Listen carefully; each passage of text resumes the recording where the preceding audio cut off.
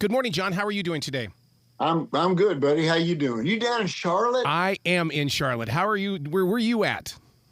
Well, actually, I'm in Nashville, but I used to live in Charleston, so I'd go through Charlotte quite a bit. Oh my God! What part of Charleston did you stay in? I was in Mount Pleasant. Of course you were. That. Oh my God! Right across. Did you hear that boat almost took out the Ravenel Bridge last week? No, I didn't hear that. I mean, I moved out of there about, gosh, six years ago, 5 years ago. Wow. I mean, it got so crowded, man. It's like Charlotte. I mean, everybody in the world decided, hey, let's move to Charlotte. And it's like, gosh. Hey, you're going to think I'm a freak. March 29th, 1978, the Metro Billings, Montana. Not only did I get to sing along with you and England Dan, but we went over there to the Holiday Inn, and you changed my life with the little conversations that we all had over there that night. Okay, you tell me if I'm correct. We played with Eddie Rabbitt. Yes. There you go. There, yeah, and to me, I mean, it was such a moment because I mean, the concerts like that in Billings were just so brand new, and then to have someone like England Dan and John Ford Coley come to Billings was like, oh my God! I mean, we didn't know what to do. Oh, well, we did. We came up there to play music and eat food. That was our purpose, The book, Backstage Pass, let's talk about the writing side of you in that, because so many of us, we always assume we know what the musicians have gone through and what the journey has been about. And you really do give us a backstage pass with this. We had a lot of fun. And for me, I always look for the comedic side of everything. Everything is funny. Otherwise, it gets pretty tedious out there. But, I mean, when you're traveling around and you're exposed to all these new ideas, all these new people, new accents, new foods, new situations, I mean, it's quite a thrill. It truly is. And I love to travel. Yeah. Well, you're in the right business. Either that or we could have put you in the military. You could have seen the entire country that way as well. That's true. In the world, in a lot of places, I would get stuck there for 4 years, and... Well, speaking of the world, I mean, for your music to reach around the world like it has, I mean, in Japan, in other nations, I mean, what is that like as a songwriter? Because when you put that pen to paper or you start that new song, you don't know where it's going to land. You don't. You never do. As a matter of fact, when you travel internationally, you get surprised. When I was in the Philippines for the first time in 2000, I was playing with Jimmy Jameson from Survivor and Ambrosia. They asked me to play 7 songs. They said there might not be big hits in the States, but they were big hits here. So I'm just going, okay. And one of the songs was called Just Tell Me You Love Me. We had done it in a film. Dan and I had never played that song before. I began to play it. Suddenly, everyone is singing louder than I am. I'm very spontaneous, and I was so taken back, and I just stopped. And I said, how do you know this song? Yeah. Come to find out, every school child in Asia knows that song. Everybody knew it but me. I had no idea. So when I go to the Philippines, that's the song that they really want to hear. Again, any place in Asia.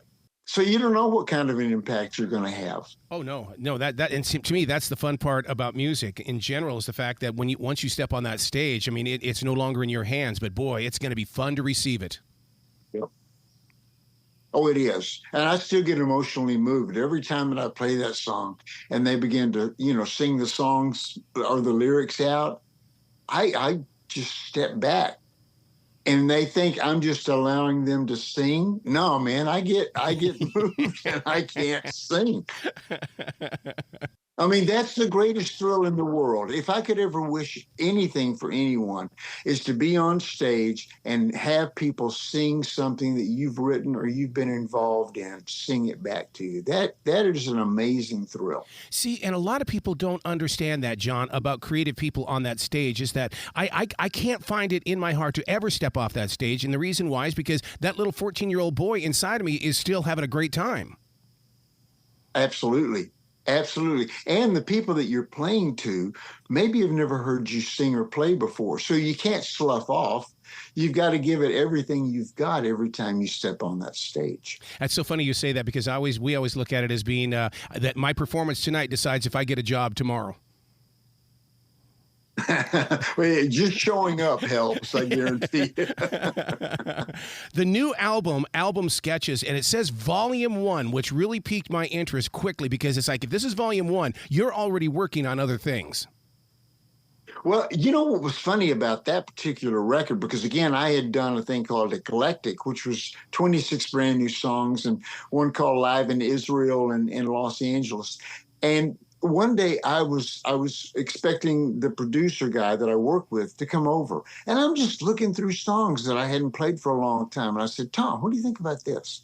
And I played it and he went, wow, what are you doing with that? And I said, nothing. I said, what about this one? What do you think about this?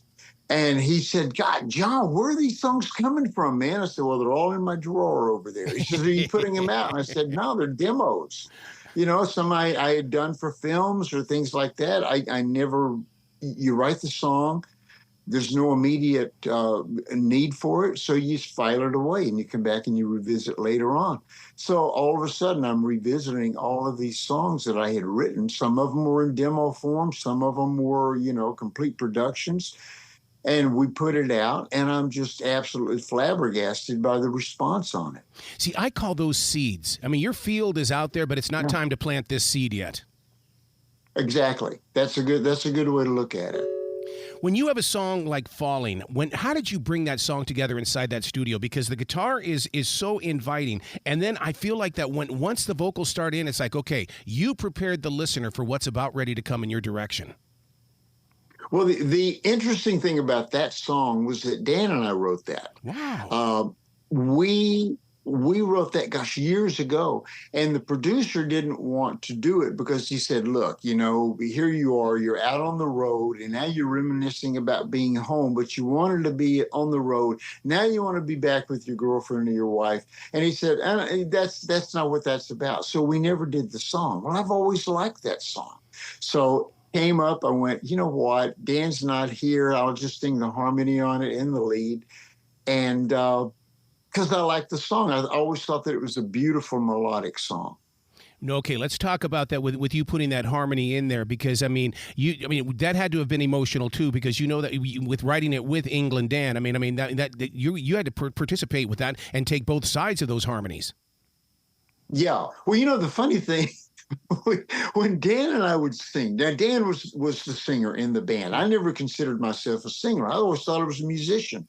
So when we would sing, I always sang harmony because I loved harmony. Mm-hmm. However, Dan was not a harmony singer. Well, occasionally I like to sing lead on things. Dan couldn't sing the harmony. So I had to sing harmony to myself. As I'm singing the lead, we have the harmony. We got to go even deeper than that. And the reason why is because when I was in the studio with Jim and Alan, they didn't want me to do any harmonies. And they felt like that, you know, songs don't need that anymore. So I'm on your side. I love harmonies, and I know that I was inspired by your early years.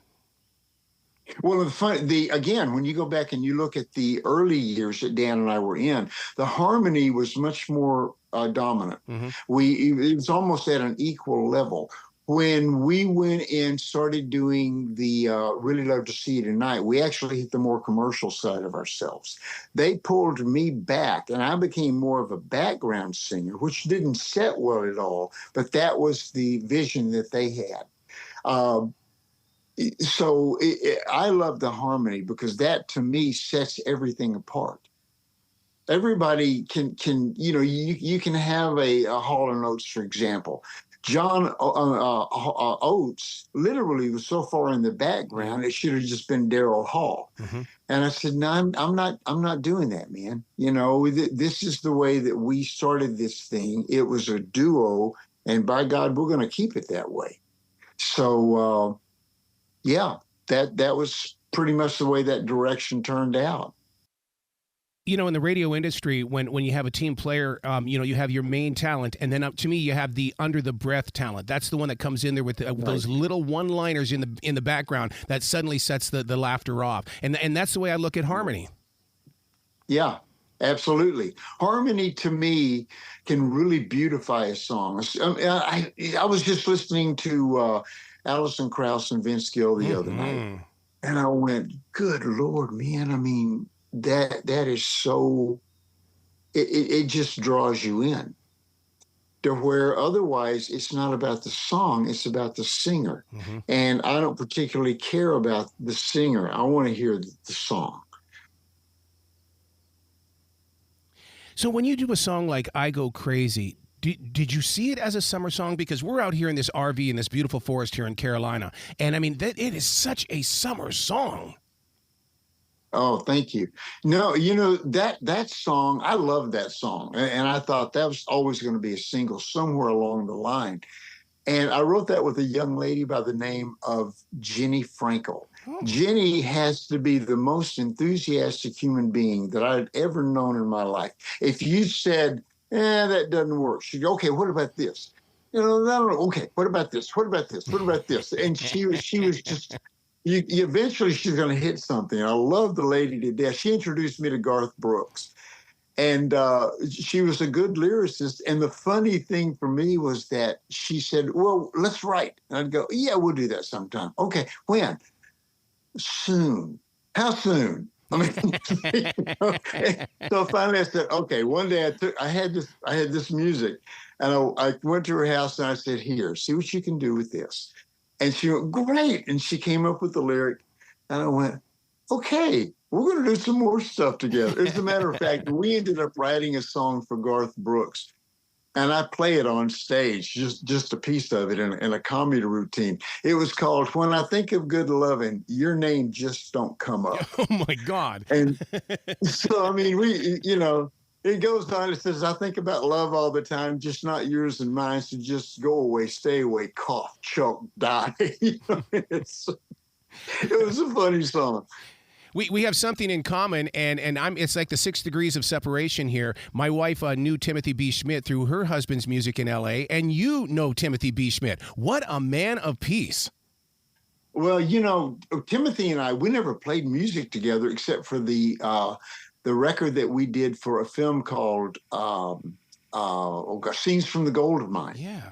I was the drummer in the band. Timothy was the bass player in the band. I had to learn how to play drums. That was the only musical connection that we had, although I used to play with Poco. And I think Timothy had just joined the band as the bass player when we played in Santa Monica that year. Wow. See, that right there is a band that has been hidden away in the music history, and it needs to be talked about and brought forward because Poco played a major role in the shape of music. Absolutely. And I talk to Richie all the time. Really? I've played with Richie sometimes. I mean, he was in one of my favorite groups, Buffalo Springfield. And playing all of those songs, playing the Poco songs, because again, we opened for Poco in a band in Texas. Then we opened for them as England Dan and John Ford Coley. And you keep running across people on the road all the time. I think it seems like we were following them or they were following us every city that we went. So we'd run into one another in the airports and, how you doing today? Where are you going? Well, I'm going here. The song Crossing Over the Line, you were talking about how you weren't the front man of the band, and yet your storytelling in this song, I want to argue with you on that because your storytelling is beautiful on this. Oh, thank you. That was actually for a film called The Spy Within. Oh. It was Scott Glenn, Teresa Russell, Steve Railsback, who played Charles Manson in Helter Skelter. He had gotten his first directing on a film. One day, because I'd been in the film with Steve, so he actually played with Timothy and I. He was the manager in the band that we played in Scenes from the Gold Mine. I called him up and I said, hey, Steve, you're going to go play some pool. And he said, oh, man, I can't do it. He says, I'm in the middle of this film and I've got to get all this stuff doing. And I said, hey, Steve, you looking for any music? And he said, as a matter of fact, I am. You got anything? And I said, yeah, man, what are you looking for? And he said, be over here in an hour. And I hung up and I went, now what the hell am I going to do? Do I actually have anything for him to do? So that was one of the songs that actually I wrote for the film. It was at the very end of the film. So you never know what's going to happen in this business. Wow, you've always everything seems to be that your music comes from an experience. So when you were in the Charleston area, did you write at Folly Beach or out there at Wild Dunes? No, I did not. I mainly wrote at home. I was only about a mile from the beach, Yeah. but mainly when I went to Charleston, I was just there to rest, to kind of, Okay. recuperate a little bit. And, I would write things, but I don't remember exactly which ones no, I do remember. There was one called Cottonmouth Grove that was on the Eclectic album, and just it gets swampy, and you got all the swamps and the alligators Yeah. and cottonmouths. And so I was thinking about the Downey Ferry Road, and this thing, there was a lot of people that you'd go to church with, and they'd go, "Okay, now, John, that's kind of a sinful song." And I'd go, shut up. Leave me alone. You couldn't ask for a better place for food than right there on King Street in Charleston. Oh, absolutely. I love going down to King Street. That Charleston was that was a very intriguing city because I'm a historical nut anyway. So it's like, where you are down in Charlotte. I would go down to York all the time because of the history that they've got there. You got Hampton coming through, and Cornwallis, and Yeah. all of these people, and that stuff just lights me up. Yeah. With your songwriting, when you did the song "Kind of Man," did you feel it in your heart that this was going to be one of those late night type songs that you could listen to with a very dimly lit, front porch, or just like maybe even candlelight? It was very much like that. I will tell you an interesting story about that song, though. I wrote that with Sam Lorber, and I played it in Nashville. There was a songwriter in the round, played the song.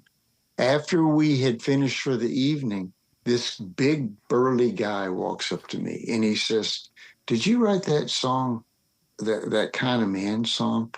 And I said, "I did." And he goes, "You ever play that song again, I'm going to hurt you." Oh no. And I went, "Well, Sam Lorber wrote that song. You might want to hurt him first." But seriously, I mean, that was one of the freaky things I'm going to hurt you. And he was big. And I kind of started off of that song for a while. So what's happening with you now? I mean, are you still doing acting? Are you still what? I mean, because you can't turn off the creativity. No, you really can't. I mean, it's something. When I moved to Nashville, uh, we had kind of fallen on hard times in L.A. because everything had dried up. And I came back here and I played a songwriter in the round, and my wife said, "You seriously cannot do this, can you?" And I said, "No, I can't. I mean, I'm going to be playing. I play all the time. So I come upstairs, I play classical music. And just, you're right. You've always got some kind of an idea because it's in your DNA. Mm-hmm. It just simply will not leave. It's in your DNA. Mm. Were you thinking of Waylon Jennings and Buddy Holly when you did the song "Cool Drink of Water"? No, I wasn't, Really? but that's a good reference to it. Yeah, I love both of those guys. So he said that was for the film The Spy Within, and he said right in here we need kind of a country romper song. And I went, all right. And they just showed me the scene, and it's very intriguing when you are just visualizing something without any kind of stimulation. Mm-hmm. You're right. You think differently when you can watch the film, the scene that they've got, that they want the music in. Honest to goodness, it just pours out.